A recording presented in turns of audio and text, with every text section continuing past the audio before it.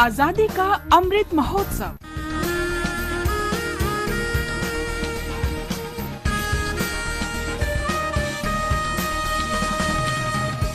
आजादी का सफर आकाशवाणी के साथ आज प्रसिद्ध स्वाधीनता सेनानी और क्रांतिकारी श्यामजी कृष्ण वर्मा की जयंती है।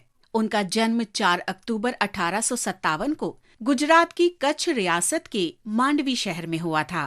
मुंबई से स्कूली शिक्षा पूरी करने के बाद श्यामजी पढ़ने के लिए ऑक्सफोर्ड चले गए। सन 1881 में भारत के तत्कालीन गृह सचिव ने उन्हें ओरिएंटलिस्ट की बर्लिन कांग्रेस में देश की शिक्षा का प्रतिनिधित्व करने के लिए भेजा। वहाँ श्यामजी ने न सिर्फ संस्कृत पर पेपर पढ़ा बल्कि देशभक्ति की भावना से भरी संस्कृत कविता भी सुनाई। श्रोताओं की सहूलियत के लिए उन्होंने उस कविता का अंग्रेजी अनुवाद भी प्रस्तुत किया। सन 1885 में श्यामजी भारत लौट आए और बॉम्बे हाई कोर्ट में वकालत शुरू कर दी। भारत में रहते समय वो लोकमान्य बाल गंगाधर तिलक से अत्यधिक प्रभावित हुए। तिलक से बेहतर संबंधों ने उन्हें राष्ट्रवादी आंदोलन के प्रति प्रेरित करने में बड़ी भूमिका निभाई।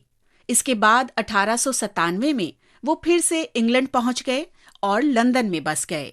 श्यामजी ने सन 1905 में लंदन में इंडियन होम रूल सोसाइटी की स्थापना की, जिसका उद्देश्य ब्रिटिश इंडिया में स्वशासन प्रोत्साहित करना था।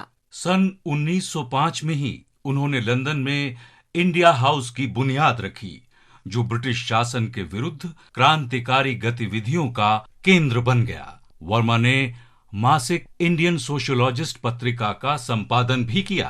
आलोचना किए जाने के कारण अंग्रेज सरकार श्यामजी के विरुद्ध हो गई, तो वो 1907 में इंग्लैंड से पेरिस चले आए और वहां से आंदोलन जारी रखा। अंग्रेज अधिकारियों ने श्यामजी को प्रत्यर्पित करने के कई प्रयास किए, लेकिन श्यामजी ने फ्रांस में कई शक्तिशाली राजनेताओं का समर्थन जुटाकर उनके प्रयास विफल कर दिए। 1914 में वर्मा जिनेवा चले गए और बाकी जीवन वहीं बिताया।